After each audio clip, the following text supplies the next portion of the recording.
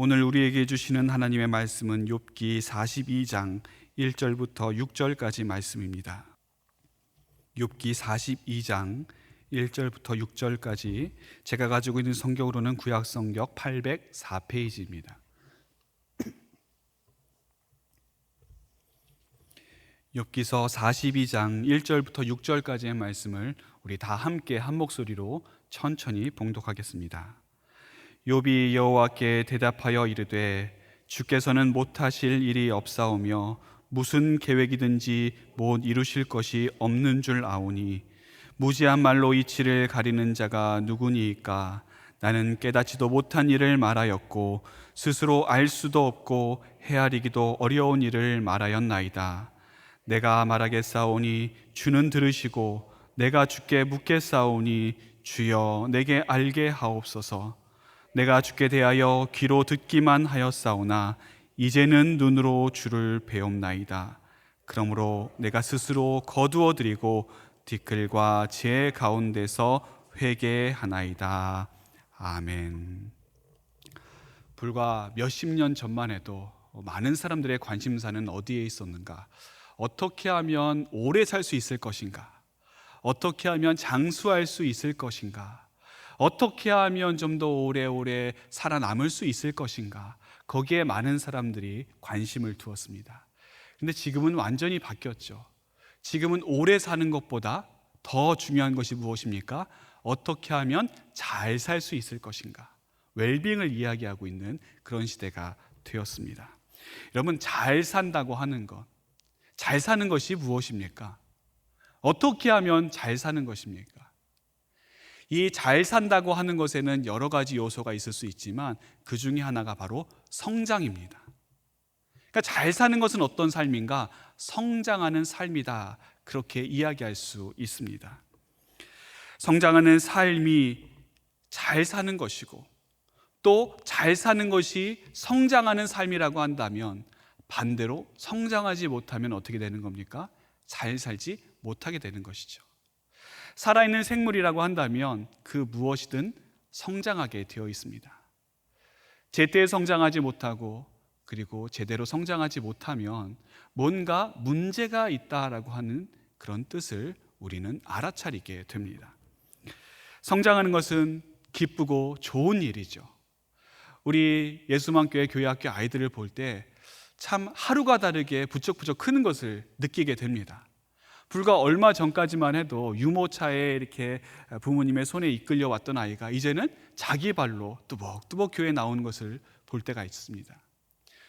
좀 전에만 해도 이 말을 제대로 못해가지고 옹알옹알대던 그런 어린아이가 이제는 자신 있게 자신의 의사를 밝히는, 자신의 말로 내가 이렇게 하겠다 저렇게 하겠다, 엄마 아빠 간섭하지 말아라, 그런 모습도 보게 됩니다.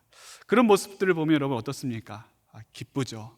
즐겁습니다. 행복하죠. 마음이 흐뭇하고 대견합니다. 그런데 이 성장이라고 하는 게 늘 기쁘고 즐거운 것만은 아닙니다. 성장하는 게 그냥 자라는 게 아니죠. 성장하는 데는 예상치 못한 그리고 의도치 못한 아픔이 따릅니다. 성장통이 있기 마련이죠. 제가 이제 어렸을 때 한 번은 밤에 잠을 자는데 다리가 너무 아픈 겁니다. 어디 다친 데도 없고 병이 있는 것도 아니고 그리고 그렇게 무리한 적도 없는데 그날 밤이 너무 다리가 아파서 밤에 잠을 이루지 못했습니다. 이제 마음에 두려운 마음이 덜컥 들었습니다. 이러다가 큰일 나는 것 아닌가? 이러다가 혹시 못 걷게 되면 어떻게 되지? 그런 마음이 제 마음에 엄습하게 되었습니다. 도대체 이 원인을 모르겠는 거예요. 이유를 모르는 겁니다. 그리고 앞으로 이 통증이 언제까지 갈지, 그리고 이 통증으로 말미암아 내 다리가 어떻게 될지 가늠할 수가 없는 그 두려움이 더 큰 두려움으로 다가왔습니다. 나중에 알고 보니까 그게 성장통이었던 겁니다. 여러분, 성장통 없는 성장은 없습니다. 우리가 자라기 원한다면, 성장하기 원한다면 성장통을 겪어야 합니다. 이 성장통이라고 하는 것은 성장하는 데 있어서 필요한 부분이구나, 그걸 우리가 받아들여야 됩니다. 인식해야 되죠. 이걸 거부한다고 됩니까? 거부한다고 되는 일이 아니에요. 그냥 자연스러운 일로, 보통의 일로 우리가 받아들이고 인정할 필요가 있습니다. 그리고 이 성장통이 좀 아프지만 성장통이 끝났을 때 우리는 어떤 모습을 보게 됩니까? 자라있는 우리의 모습을 보게 되죠. 부쩍 커 있는 그 자신의 모습을 보게 되는 것입니다. 제가 군대에 있을 때 제가 있던 부대는 좀 외딴 곳에 떨어져 있는 독립부대였습니다. 수색 중대였는데 수색 부대다 보니까 다른 일반 부대와는 좀 체력적으로 뛰어나야 된다. 그래서 이제 아침에 구보를 시키는데 그냥 평지를 뛰는 게 아니라 오르락 내리락, 이게 경사가 급한 곳을 이제 뛰게 되었습니다.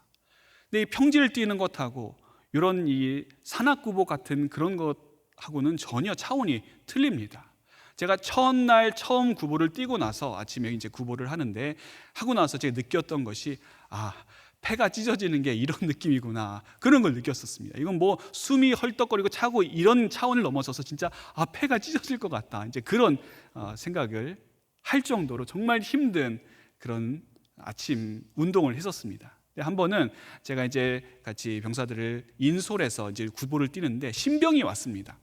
이 신병이 처음 구보를 뛰면 오래 이 평지를 뛴 사람도 처음 이런 오르락 내리락 이 경사도가 심한 곳을 뛰게 되면 낙오를 합니다. 이 신병도 당연히 낙오를 하게 됐겠죠.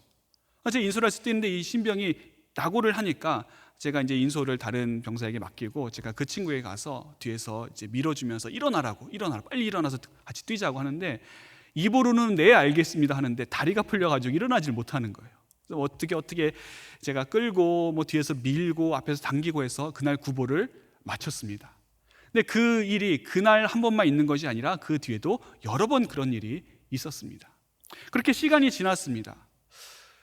근데 한 번은 또 이렇게 구보를 하는데 이 병사가 제가 보니까 자기보다 못한 후임을 옆에서 도와주고 밀어주고 끌어주고 있는 거예요. 얼마 전까지만 해도 자기 다리가 풀려가지고 자기 몸 하나 가두지 못했던 이 병사가 오히려 다른 사람을 도와주는 그 모습을 보면서 정말 얼마나 노력했는지, 얼마나 체력을 기르기 위해서 힘쓰고 애썼는지 그때 알 수가 있었습니다. 여러분, 그 병사가 그렇게 될 수 있었던 것 자연스럽게 된 겁니까? 그냥 시간이 지나면 군대에서 계급이 오르게 되면 누가 시키지 않아도 자연스럽게 그렇게 되는 겁니까? 그렇지 않죠. 정말 힘들고 어려운 그런 시간이 그에게 있었던 것입니다. 처음에 숨을 헐떡거리면서 힘들어하던 모습, 그 모습은 온데간데 없고 정말 힘들고 죽을 것 같은 그 시간을 참고 잘 통과하고 나니까 나중에는 다른 사람 옆에서 그 사람을 도와줄 수 있는 체력과 실력을 갖게 된 것이죠. 그게 뭐한 겁니까? 그게 성장한 거죠. 그게 잘한 겁니다. 여러분, 잘한다라고 하는 것은 아픔을 통과해야 합니다. 성장한다라고 하는 것은 괴로움의 길을 지나가야 합니다. 우리도 옛말에 그런 말이 있죠. 아픈 만큼 성숙해진다. 아픈 만큼 성숙해진다. 성숙은 저절로 되지 않습니다. 아픔과 괴로움의 터널을 지나가야 합니다. 목회자들의 목회자라고 불리며 많은 존경을 받았던 유진 피터슨, 그분이 이제 여러 짧은 글을 썼었는데 그 글을 모은 모음집이 이런 제목의 책이 있습니다. 잘 산다고 하는 것. 거기에 보면 성장이라고 하는 그 챕터에서 이렇게 이야기합니다. 인간이 되는 것은 쉽지 않습니다. 절대 쉽지 않습니다. 우리는 계절이 바뀌면서 자동으로 성숙해지지 않습니다. 우리는 비틀거리고 실패합니다. 의심하고 질문합니다. 노력하고 배웁니다. 뭔가 좀 알겠다 싶으면 다른 일이 벌어져 당황하게 됩니다. 이게 뭘 말하는 겁니까? 우리가 사는 것이, 우리의 인생이 우리가 원하는 대로, 생각하는 대로, 예상하는 대로 이루어지지 않는다는 걸 이야기하고 있는 겁니다. 우리는 고통 없이 살고 싶고 아무런 문제 없이 이 땅을 살아가고 싶지만 그런 삶은 없습니다.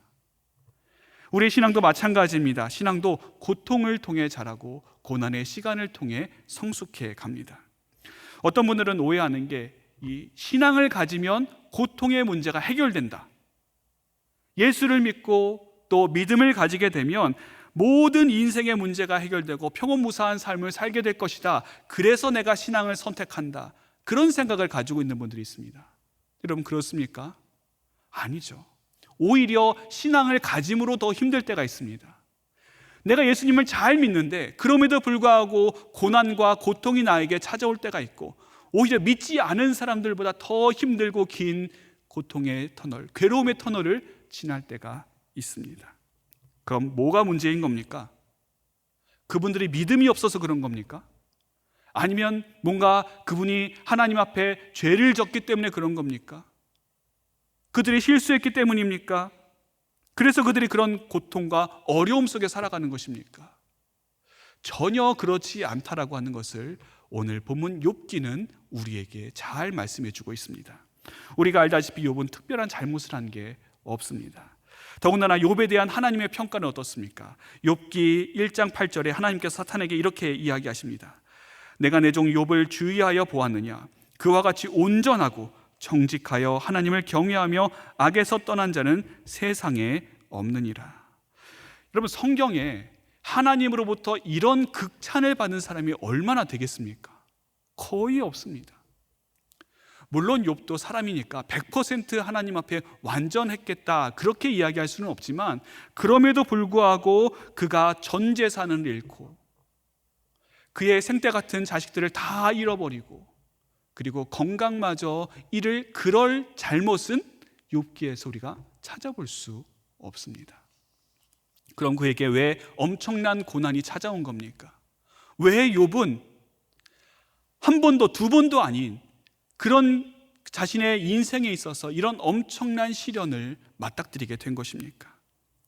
욥기 처음을 읽다 보면 하나님께서 사탄의 도발에 넘어가셔서 마치 사탄이 하나님을 꼬드겨서 하나님이 거기에 꾀임에 빠져서 욥을 시험한 것처럼 그렇게 생각될 수 있지만, 욥기 전체의 관점은 왜 욥이 이런 시련을 당해야 되는지 알 수 없다. 그게 정답입니다. 여러분, 하나님께서 그렇게 사탄의 도발에 쉽게 넘어가시는 분이십니까? 우리야 그렇죠. 우리야 욱하는 심정에 그럴 수 있지만 하나님은 그러신 분이 아니에요.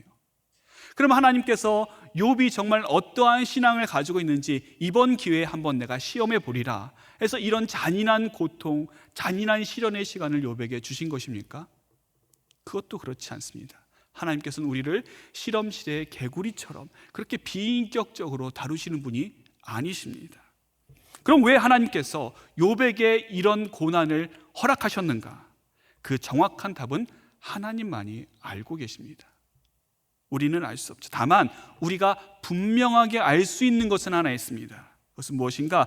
우리에게 찾아오는 고통과 고난의 원인을 우리는 다 알 수 없다. 그거 하나만큼은 우리가 정확하게 알 수 있습니다.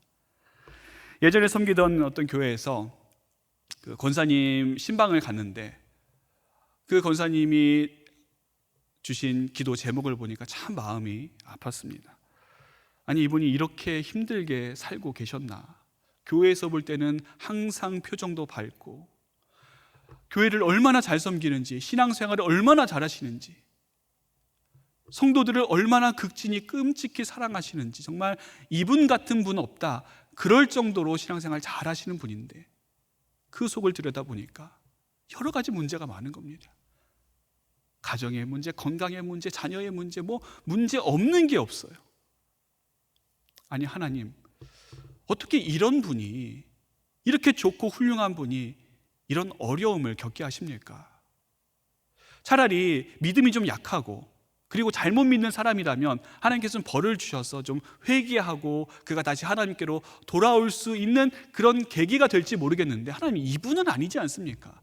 이분은 이미 충분히 하나님을 잘 섬기고 신앙생활 이미 충분히 잘하고 있는데 어떻게 이분이 이런 어려움을 겪고 이런 아픔을 당하고 이런 눈물 가운데 하루하루를 그렇게 보내게 하십니까? 참 마음이 안타깝고 답답했습니다. 근데 여러분, 사도 바울도 마찬가지였습니다. 그처럼 복음을 열심히 전했던 사람이 없습니다. 그처럼 복음에 목숨을 걸고 그 당시 교통도 좋지 않던 그 시기에 수천 킬로나 되는 데를 열심히 복음을 전하고 이방인들에게까지 가서 이 복음 전파의 사명을 감당했던 사람이 얼마나 되겠습니까? 아니, 그런데 그렇게 열심히 복음을 전하는 사도 바울에게 무엇이 생겼습니까? 육체의 가시가 웬 말입니까? 사탄의 사자가 웬 말입니까? 아니, 육체의 가시가 있으면 하나님께서 그것을 뽑아주셔야죠. 사탄의 사자는 전혀 어울리지 않죠. 오히려 하나님의 천사들을 보내주셔서 사도 바울이 복음을 잘 전할 수 있도록, 불편함 없이 전할 수 있도록, 힘들지 않고 고난 없이 이 복음을 전할 수 있도록 그렇게 도와주셔야 되는 것 아닙니까? 그런데 하나님께서 육체의 가시, 사탄의 사자를 그냥 내버려 두신 겁니다. 이것을 위해서 사도 바울이 3번이나 간절히 하나님께 기도했습니다. 하지만 하나님께 돌아온 답은 무엇입니까? 그만 됐다. 내 은혜가 내게 족하다. 왜 그게 있어야 되는지 대답도 없습니다. 그냥 그것으로 만족하여라. 그런 답을 하나님께서 주신 겁니다. 우리는 고난의 원인을 찾고 문제의 해결에 초점을 맞춥니다. 그렇기 때문에 우리가 고난과 어려움을 만날 때 우리의 초점은 어디를 향해 있는가? 어떻게 하면 이 문제를 해결할까? 어떻게 하면 이 고난의 문제를 내가 벗어날 수 있을까? 무엇을 통해서, 어떤 방법으로 내가 이 어려움의 문제를 해결할까? 거기에만 우리의 초점이 맞춰져 있습니다. 그러나 성경을 보면 하나님의 관심은 다른 데 있습니다.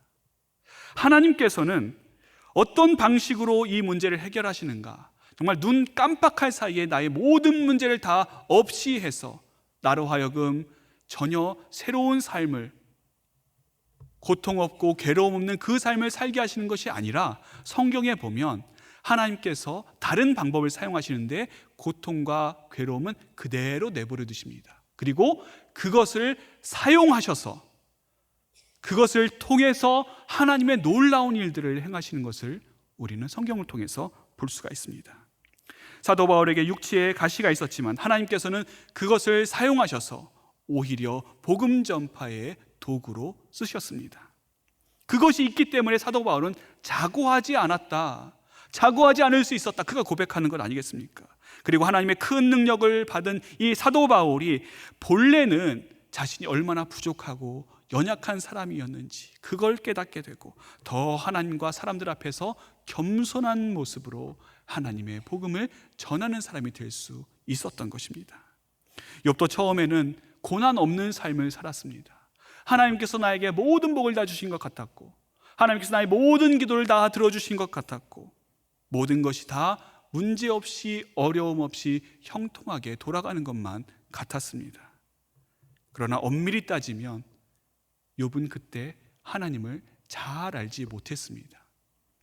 하나님께서 어떤 분이신지 비상적으로는 알고 있었지만 정말 하나님께서 어떤 분이신지 하나님을 아는 데 있어서 경험화된 지식은 그에게 없었습니다. 그렇기 때문에 그의 신앙은 아직 성숙하지 못한 신앙이었고 아직 어린아이와 같은, 요만큼밖에 보지 못하는 그런 시야가 좁은 신앙에 불과했습니다. 그런데 그런 욥을 하나님께서 어떻게 성장시키는가, 그의 신앙을 하나님께서 어떻게 자라게 하시는가 한번 보십시오. 그 도구가 무엇인가?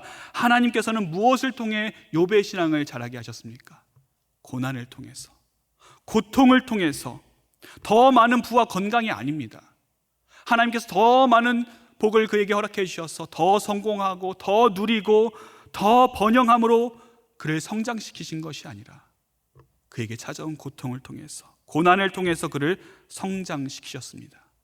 어찌 보면 그것이 욥의 성장통이었습니다. 고난 가운데 있는 욥을 위로하기 위해서 3명의 친구들이 병문안을 왔습니다. 그런데 이 세 친구가 와서 그냥 조용히 병문안하고 가면 좋은데 계속 욥을 괴롭히는 겁니다. 네가 뭘 잘못했다, 이게 문제다, 지적하고 욥을 바꾸려고 하고 가르치려고 하고. 그럼 병원에 입원해 보신 분들은 아마 욥의 심정을 아실지 모르겠습니다. 조용히 그냥 편히 쉬고 싶은데 뭐 한두 번 찾아오는 거야 반갑고 좋고 또 고마운 일이지만 왔는데 갈 생각을 안 해요. 그러면서 계속 뭐 이게 문제다, 너는 음식이 문제다, 뭐 운동을 안 해서 그렇다, 뭐 생활 습관을 바꿔야 된다, 계속 이런 걸 얘기를 하는 거예요. 또 좀 지나면은 왜 이 병원에 왔냐, 이 병원보다 저 병원이 좋은데, 내가 저 병원 잘 알고 있는데 진작 나한테 좀 이야기하지, 왜 네 나한테 얘기 안 했느니, 뭐 이런 얘기하고요. 또 좀 있으면은 왜 찾아오는 사람이 나밖에 없니? 너 평소에 얼마나 인간관계를 잘못했으면 찾아오는 사람이 이렇게 없니? 이제 태어나고 나가면 인간관계 좀 잘해라, 이렇게 잔소리하고, 그렇지 않아도 내가 힘들어 죽겠는데 병에 걸려서 이 병의 아픔마저도 정말 힘들고 괴로운데 그 소리까지 들으면 얼마나 괴롭겠습니까? 욥은 그를 찾아온 1차 고난, 그것을 통해서 그의 몸과 마음이 다 멀어졌는데 2차 고난을 지금 친구들에 의해서 당하고 있는 그런 상황이었습니다. 그런데 살펴보면 이 또한 욥의 성장통이었습니다. 그리고 이러한 고난의 시간들을 다 지난 후에 오늘 마지막에 와서 42장에 욥이 진짜 성숙한 신앙의 고백을 하게 됩니다. 그 전에 자기가 했던 말들, 그 전에 자기가 하나님께 항의하고 또 친구들의 말에 논쟁하면서 반박했던 모든 이야기들, 그 당시에는 그게 옳은 이야기인 줄 알았습니다. 그때는 그게 맞는 말인 줄 알았고, 그때는 그런 말 해도 괜찮다, 그렇게 생각을 했었습니다. 그런데 지금 와서 보니까 그게 얼마나 부끄러운 일이었는지, 얼마나 하나님 앞에서 죄스러운 일이었고, 얼마나 어리석은 말이었는지를 욥은 깨닫게 되었습니다. 그래서 3절에 그는 이렇게 말합니다. 무지한 말로 이치를 가리는 자가 누구니까? 여러분, 이 자가 누굽니까? 욥이에요. 욥. 욥이 자기 자신에 대해서 지금 이렇게 고백하고 있는 겁니다. 나는 깨닫지도 못한 일을 말하였고 스스로 알 수도 없고 헤아리기도 어려운 일을 말하였나이다. 내가 그동안 하나님은 이런 분이다, 저런 분이다, 수도 없이 사람들에게 이야기했고, 하나님은 이렇게 하셔야 된다, 저렇게 하셔야 된다, 내가 하나님께 어줍지 않은 조언도 했었고, 내가 하나님의 복을 받기 위해서 내가 지금 잘 살고 복을 누리고 번영하는 방법이 이런 것이다, 저런 것이다, 그렇게 이야기를 했었지만 알고 보니 나는 깨닫지도 못한 일을 말했었구나. 알고 보니 내가 스스로 알 수도 없고 헤아리기도 어려운 일을 말하고 있었구나. 욥은 솔직하게 하나님 앞에서 자신의 부끄러운 모습을 고백하고 있습니다. 욥은 이렇게 고통과 고난의 시간을 통과하고 나서야 하나님의 놀라운 섭리를 깨달았습니다. 그리고 오늘 5절에 놀라운 신앙의 고백을 합니다. 내가 주께 대하여 귀로 듣기만 하였사오나 이제는 눈으로 주를 배움나이다. 내가 이제야 하나님을 알게 되었습니다. 내가 이제야 하나님의 기쁘신 뜻을 알게 되었고, 내가 이제야 고난의 의미가 무엇인지, 나로 하여금 이 고통의 터널을 지나게 하신 하나님의 진짜 의도가 무엇인지 이제야 알게 되었습니다. 그러므로 내가 스스로 거두어드리고 뒤클과 제 가운데에서 회개하나이다. 사랑하는 성도 여러분, 우리가 신앙적으로 성장하기 위해서는 중요한 시간이 있습니다. 반드시 보내야 되는 시간이 있는데 그 시간이 어떤 시간인가? 이제야라고 하는 시간입니다. 이제야. 많은 분들이 너무 쉽게 하나님을 보려고 합니다. 너무 쉽게 하나님을 금방 알려고 합니다. 자기가 경험한 얼마 안 되는 그 어줍지 않은 지식으로 하나님을 평가하고 재단합니다. 인간의 얄팍한 지식으로 하나님의 놀라운 경륜과 섭리를 판단하려고 합니다. 그러나 이러한 것들은 하나님을 잘 모르는 무지에서 나오는 것이고 아직 성숙하지 못한 그런 어리석음에서 나오는 것입니다. 우리의 신앙이 무르익기 위해서는 이제야라고 하는 그 시간이 반드시 필요합니다. 그 이제야라고 하는 시간이 우리가 느낄 때는 힘들고 괴롭고 고통의 시간이지만 영혼의 관점에서 보면 그 시간은 우리의 영혼이 영글어가는 시간이고 성숙해가는 시간이고 좀 더 단단해지는 그런 시간입니다. 어떤 젊은 수도사가 산에 들어가서 혼자 수도 생활을 하는데 이 마음의 갈등과 또 괴로움이 너무 큰 겁니다. 그래서 유명한 선배 수도사를 찾아와서 자신의 고민을 이야기하였습니다. 제가 수도 생활을 하는데 생활이 너무 힘듭니다. 어떻게 하면 좋겠습니까? 그러자 그 수도사가 그에게 조언을 했습니다. 자신을 낮추시고 겸손하십시오. 그리고 다른 형제들과 함께 생활을 하면서 서로 도움을 주고 받으십시오. 이 이야기를 듣고 이 젊은 수도사가 그대로 했습니다. 몇 해가 지나고 난 다음에 또 이 젊은 수도사가 이 선배 수도사를 찾아와서 이 이야기했습니다. 제가 수도사님께서 말씀하신 대로 했는데 그래도 문제가 해결되지 않습니다. 그대로 나의 고통과 어려움은 있고 갈등과 절망이 있고 내 마음의 평안이 온데간데 없이 찾아볼 수가 없습니다. 어떻게 하면 좋겠습니까? 그때 선배 수도사가 따끔하게 이렇게 이야기했습니다. 혼자 살아도 힘들다고 하고 다른 형제들과 같이 살아도 힘들다고 한다면 대체 당신은 못하러 수도사가 되었습니까? 수도사의 삶이 고통을 당하기 위한 것을 몰랐습니까? 그대는 수도사가 된 지 얼마나 되었습니까? 8년이 되었습니다. 그 말을 들은 선배 수도사는 진지하고 엄중하게 이야기했습니다.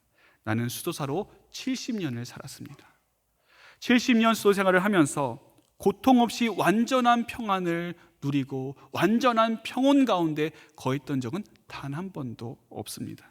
그런데 그대는 어떻게 겨우 8년 만에 완전한 평안을 기대한단 말입니까? 젊은 수도사는 큰 깨달음을 얻고 집으로 돌아갔다고 합니다. 우리 삶에 고통 없는 삶이란 없습니다. 아무 괴로움과 어려움 없는 완전한 평안은 이 세상에는 어디에도 없습니다. 오히려 우리의 삶에 찾아오는 이 고통의 시간들을 통해서 우리는 이제는 볼 수 있는 신앙을 갖게 됩니다. 욥기서는 우리 인생 전체를 조망해 주는 것과 같습니다. 처음 어릴 때는 마냥 행복하고 즐겁습니다. 모든 일이 다 잘 되는 것 같고 매사에 하나님께서 나에게 복 주시는 것 같고 하나님의 사랑이 온통 나만 향해서 있는 것과 같은 그런 시기를 보낼 때가 있습니다. 하지만 시간이 지나서 인생을 좀 살다 보면 인생이라고 하는 것이 그렇게 녹록지 않다라고 하는 것을 깨닫게 됩니다. 행복하고 즐거운 시간도 있지만 그보다 더 많은 괴로움과 고통과 고난이 인생에서 얼마든지 많이 있구나라고 하는 것을 어른이 되면 깨닫게 됩니다. 아직 아이는 정말 인생의 고난을 잘 모릅니다. 어른만이 그 인생의 고난을 제대로 파악할 수가 있는 것이죠. 어른이 되어서 삶에 찾아오는 그 고통과 고난의 시간을 잘 보내고 나면, 잘 통과하고 나면 인생 마지막에 가서, 최후의 시간에 가서 깨닫는 것이 무엇입니까? 지나간 나의 삶을 돌아보고 지나간 세월을 돌아보니까 고통과 고난의 연속인 줄만 알았는데 하나님께서 나를 지키시고 인도하시고 보호하셨구나, 그걸 깨닫게 됩니다. 내가 힘들고 어려울 때는 정말 하나님께서 내게 눈 감으신 것 같고 나를 버려두신 것 같고 아무도 나에게 관심 없는 줄 알았는데, 그렇게 하나님께 눈물로 고백하고 간구하고 했는데도 불구하고 나의 상황이 전혀 나아지지 않았는데 지금 와서 보니까 이 모든 것이 하나님의 놀라운 섭리 가운데 있었고 하나님의 주권 가운데 있었고 하나님의 선하신 인도하심 가운데 있었구나라고 하는 것을 깨닫게 됩니다. 그리고 그제서야 하나님의 놀라운 사랑과 은혜의 섭리를 보게 되고 그제서야 알게 되고 그제서야 깨닫게 됩니다. 우리는 우리의 삶에 깊숙이 찾아오는 하나님을 만나게 될 때에 그때서 비로소 이제는 볼 수 있는 신앙을 갖게 됩니다. 그리고 그 신앙을 가진 하나님의 사람들은 언제 어디서든지 이런 놀라운 고백을 하게 됩니다. 내가 전에는 주께 대하여 귀로만 들었사오나 이제는 눈으로 주를 배옵나이다. 이 귀한 믿음의 고백으로 살아가는 우리 모든 하나님의 사람들 되시기를 소망합니다. 기도하겠습니다. 하늘에 계신 우리 아버지여, 이름이 거룩히 여김을 받으시오며 나라의 임하옵시며 뜻이 하늘에서 이룬 것 같이 땅에서도 이루어지이다. 오늘날 우리에게 일용할 양식을 주옵시고 우리가 우리에게 죄 지은 자를 사하여 준 것 같이 우리 죄를 사하여 주옵시고 우리를 시험에 들게 하지 마옵시고 다만 악에서 구하옵소서. 대개 나라와 권세와 영광이 아버지께 영원히 있사옵나이다. 아멘.